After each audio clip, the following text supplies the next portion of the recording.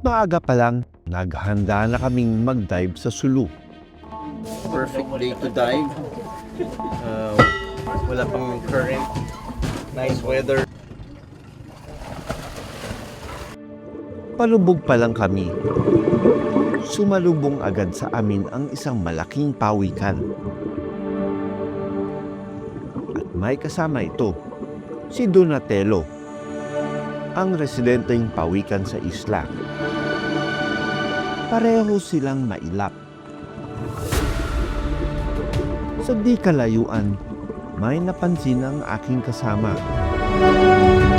Itsurang malaking bato na nababalutan ng lumot. Nang lapitan namin ito, isang nangihinang pawikan. Pero nang masuri, buhay pa ito at nasa kritikal na kondisyon.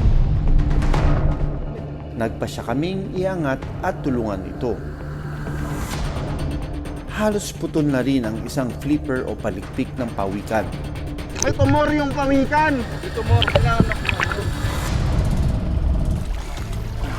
Kailangan namin i-akit to dahil grabe yung mga tumor niya.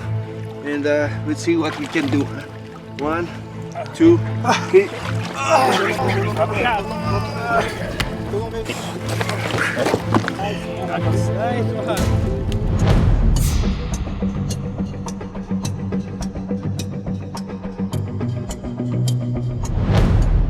/50 ang lagay ng pawikan.